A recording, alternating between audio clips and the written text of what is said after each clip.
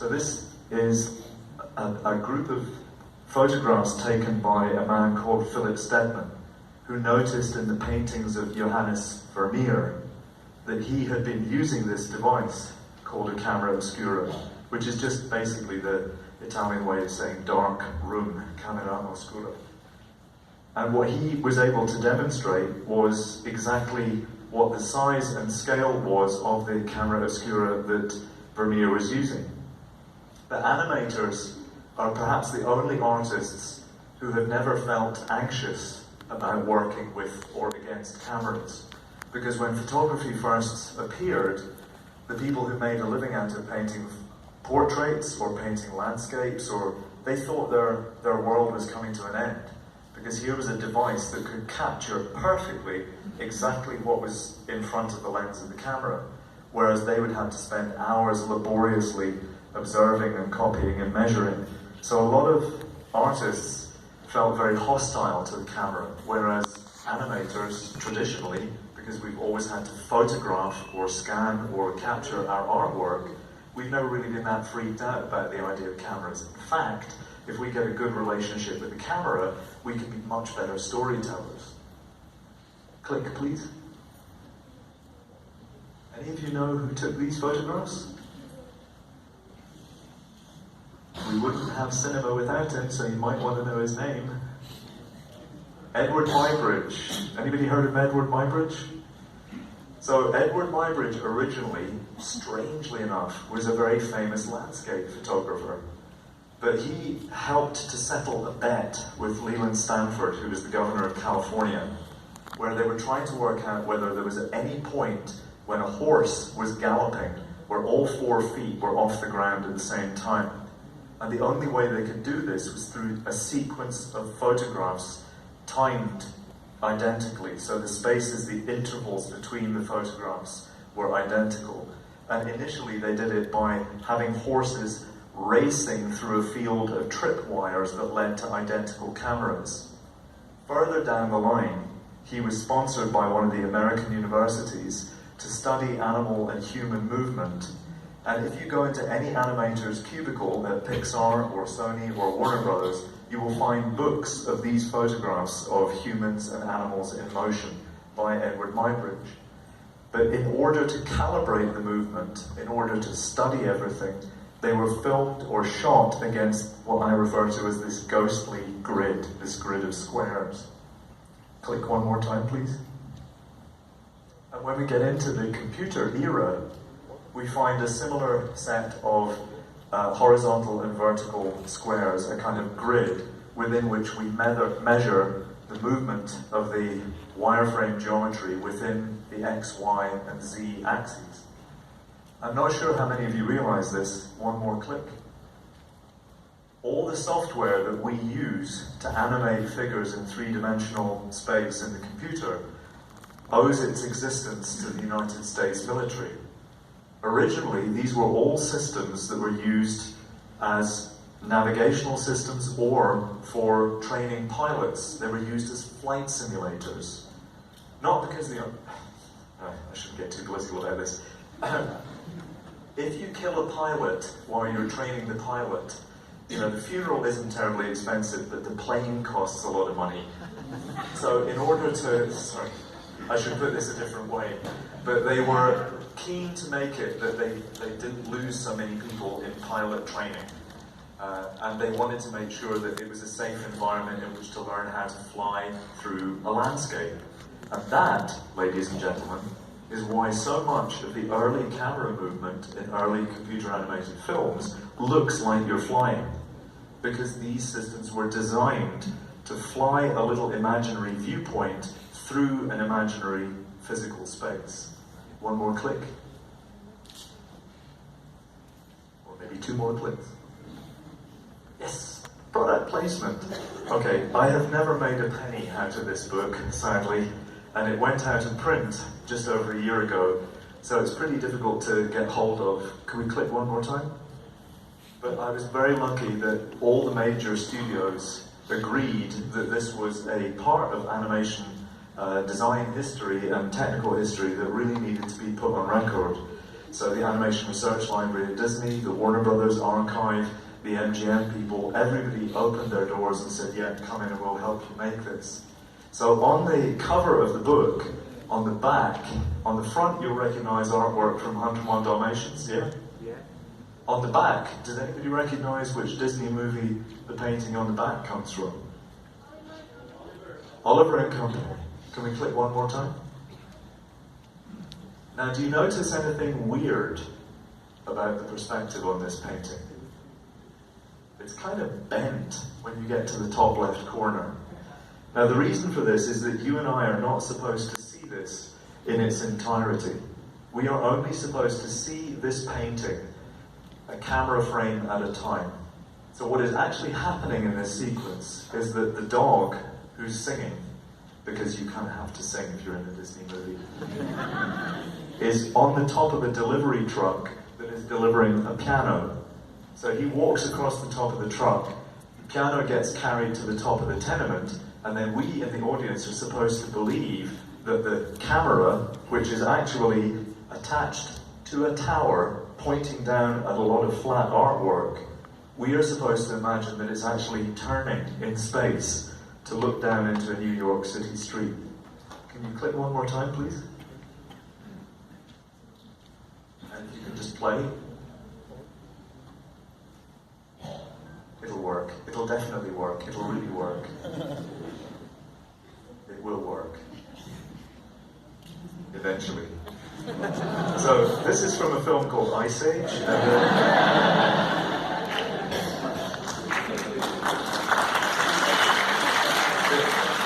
guys are working so hard, you wouldn't believe it. Oh yeah, there's music. So this is Billy Joel as a dog. You want? Come down.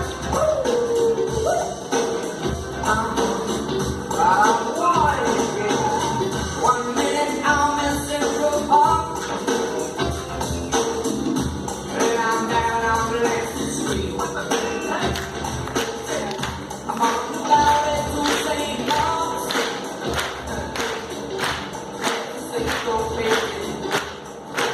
Turn the sound down a little bit. You can still clap along, but it won't be so much fun. Okay, so what you're seeing is some of the first ever use of wireframe computer geometry in a Disney movie. They got all of the wireframe from the vehicles from General Motors. So all the traffic jams that you see and all of the vehicles, these ones are painted vehicles. And there's a transition point here in the history of trying to fix perspective in Disney. Wait a moment and you will see a metal grid on the pavement. You see you see how this has a different vanishing point to the painting. So the next time you see it, the vanishing point is too low. Does that make sense? So initially, this was one of the big challenges in the layout department when they started integrating digital technology into movies like Oliver and Company.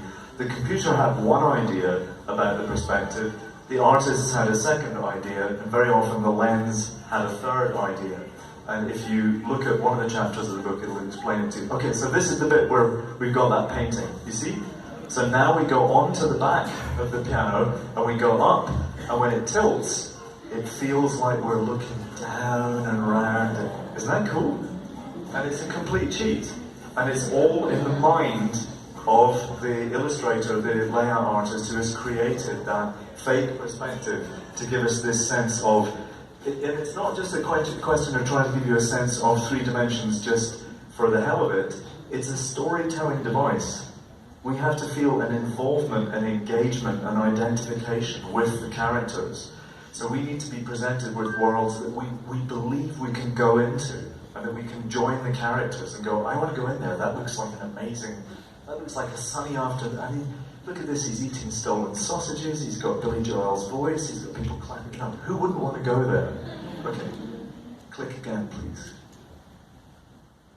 So, I went to art college in 1979. Click one more time. And I loved being at art college because they not only allowed you to draw, click one more, they encouraged you to draw, and they encouraged you to draw every day. The problem was, one more click, when I went into my chosen department, a lot of people in my generation who are in the animation or visual effects industries started off as graphics design students. Not because any of us ever thought we were going to be graphic designers or typographers, but because it was the only option available. So the great thing that you guys have now is all these courses that actually encourage you to learn about animation and movie making skills, games design skills. We had none of that in the 1980s. We didn't even have a games industry.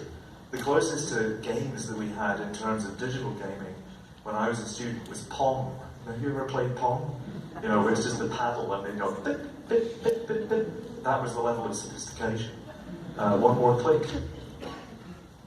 So they still encourage the idea of traditional observational work. So we did perspective, one more click. We did portraiture, and another click. We did still life, and another click. And a lot of the projects that I was doing as a graphic design student, once I got into my second, third, and fourth years of study, my tutors hated my drawings because they were too boring, they were too traditional, and they were too classical and academic. And they said, no, you've got to be cool. And I was like, cool. What's cool? What should I, how should, oh, you know, it's got to be edgy and difficult and abstract and, okay. So I tried edgy, I tried difficult, I tried abstract, and it looked awful. It's not the stuff that I'm good at. One more click. And the more drawings that I did in the traditional fashion, the more trouble I got into. So I didn't stop doing the drawings, I just stopped showing them to my tutors. And I felt that this was like the equivalent of being an athlete and you had to stretch your muscles, or you're a musician and you had to practice your scales. Doing observational work, it really doesn't matter what area of design or animation you go into. You should always observe. And when I'm teaching people drawing skills, my goal is never to get people to draw like me, it's to find out how they draw. Because no two people will draw the same person, or the same street, or the same vase of flowers in the same way. But we each have to find our own observational voice, and our own mark-making voice. Otherwise, why are we doing this? Yes, we can all take photographs with our iPhones and our Samsungs, but that's capturing a moment. These are drawings that were done over a period of days. And it's a record not just of a moment captured by a device, it's a record of an interaction between the person who's drawing and the person who's being drawn. One more click. But my tutors hated those drawings so much. So my route into the movie industry was not directly into animation. When I left art college in 1983, there were 5 million people in Scotland, but I am very, very pro-trade union. Trades unions are essential. Unfortunately, 2 or 3 of the trades unions in the UK went batshit crazy in the 1960s and 70s, to the point where the union that controlled film and television would only allow 3 new people into the industry every year. 3.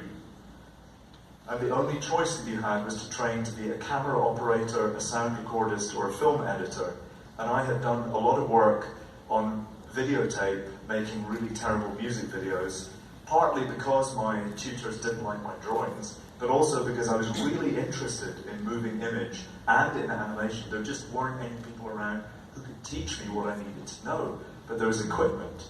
So I borrowed equipment, I made some terrible videos, and I wound up getting onto the union training scheme to train as a film editor, and for several years I worked in news, current affairs, drama, soap opera, advertising as a film editor on 16mm. Then I moved to London to work for a great big company on a great big movie, and it was really exciting because, do you all know who Alec Guinness is? Yes. Any Star Wars fans? Yeah. First movie I worked on in London, I spent 2 years with Obi-Wan Kenobi walking through my room every morning with a cup of coffee. And I thought, wow, I made a movie on it. This is great. That's a famous guy with a cup of coffee. But when that movie was released, all the funding in the UK industry had disappeared. So there was hardly any movie making going on. And the only way that you could look for work back in the day, because there was no internet, you had to buy newspapers. And the newspaper that carried the adverts for the movie industry was called Screen International. And one day, here was an advert with a picture of Mickey Mouse. And it said, Walt Disney Animation well, it said whatever it said a minute ago. Yes, thank you, that one. So, they were looking for exceptionally talented animation personnel. Which I was not. So I didn't even send them any artwork. I just wrote to them and I said, look, you know, I'm in London. I've just come off a really big movie. I'm trained as a film editor. I've always loved Disney movies. I'd love to work on this film, whatever it is. And there was total silence, just tumbleweed, nobody replying, blah, blah, blah. How much time have we got? I'm using up all my time, sorry. I've got to finish at 7, yes? Okay. So, I found the telephone number and I called up. And I got put through to a producer called Don Hahn.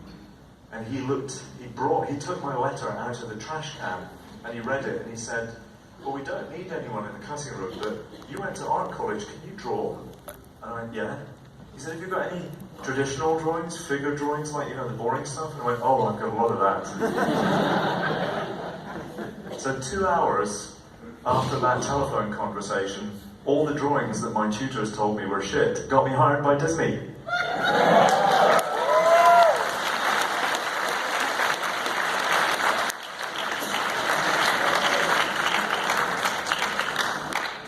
Click. And click again. Oh, we've gone back. Can we click forward? They've seen my drawings. Can we go to the next one? Like, we have to go, just keep clicking eventually. So, yeah, drawings of people, drawings of other people, drawings of mumble.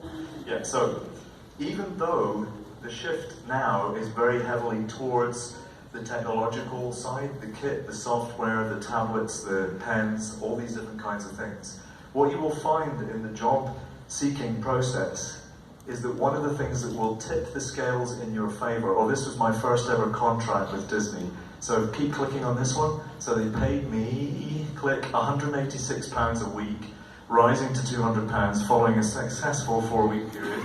And next slide. Click, click, click.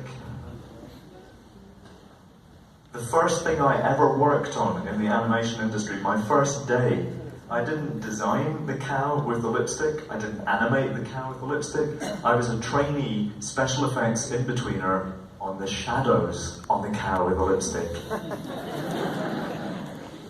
You are so unimpressed. Click.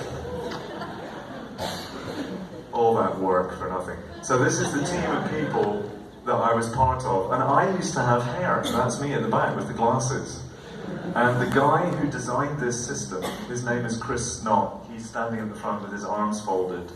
ILM took the credit for all of his work and didn't even mention his name when they accepted the Oscar for visual effects. So a round of applause for Chris Knott.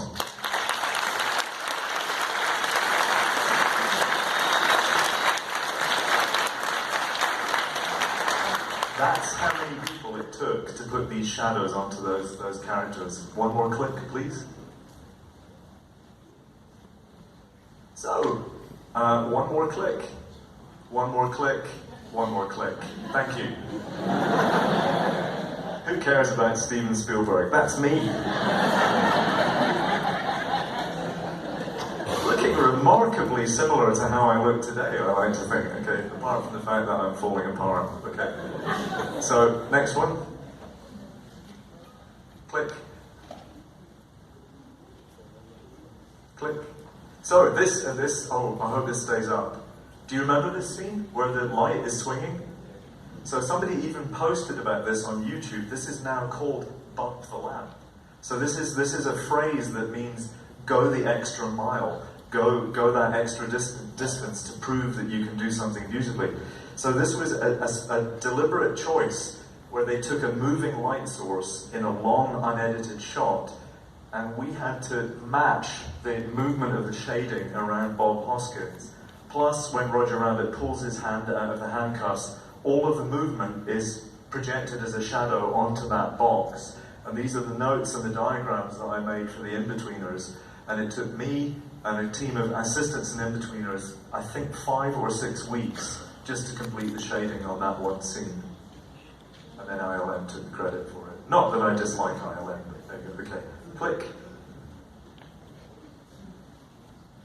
Okay, let this play.